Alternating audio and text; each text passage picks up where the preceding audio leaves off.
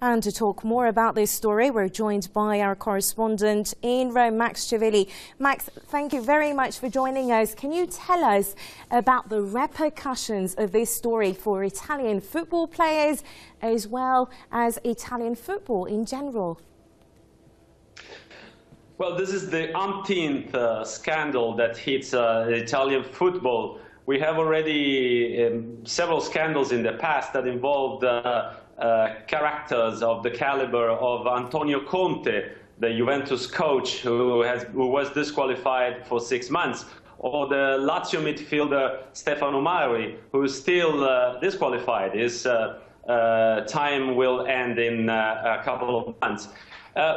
This new scandal seems to involve many important clubs, football clubs, such as Lazio, Juventus, Milan, and it's the umpteenth episode in this kind of saga of scandals.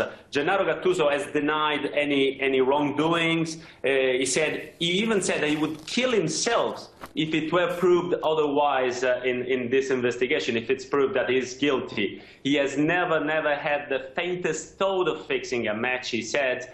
And those who know him well, Gattuso said, know that he doesn't like to lose even the smallest match, not even once with his own friends. So the Giancarlo Bede, which is the head of the Italian Soccer Federation, said that he's sure that Gattuso will clear his position, will clear his name. As you said earlier on, Gattuso has won a World Cup, has won titles with AC Milan, Champions League, Italian Serie A, Scudetto. So he's a known internationally, and he's got a great reputation. So we will see if he's guilty of match fixing Serie A match. But as you said, also Christian Brocchi is involved in a similar situation. Christian Brocchi used to play for Milan, AC Milan, and Lazio. It's quite appalling for the Italian football that big names like these ones end up in this kind of judicial investigation. Can you tell us how is this news being reflected in the media, in the Italian media, and what are the people's reactions to incidents like this? As you were telling us, this is a string of scandals. It's been going on like forever. How are the people reacting to this sort of news? Well, football fans are extremely disappointed. Football fans are actually losing hope. The number of followers it's actually going down.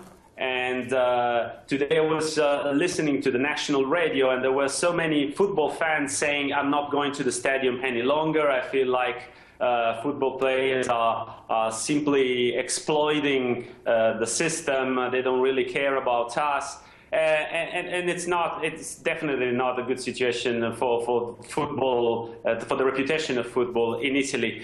Some Italian journalists or pundits have said that Italian magistrates are trying to getting some exposure by having big names involved in their investigation, in their probes. So let's say that it's a combination between Italians, let's say, inclination to do things tricky, and also let's say that the fact that some Italians love to be on TV, they love to be exposed on newspapers. So it's a combination of these two things that in the end makes a situation like this become extremely big in the country. Because in the past, even Conte was disqualified for 6 months. Well, thank you, Max. Well, we're very short of time. Thank you very much. I'll have to cut you off. Max Civili, our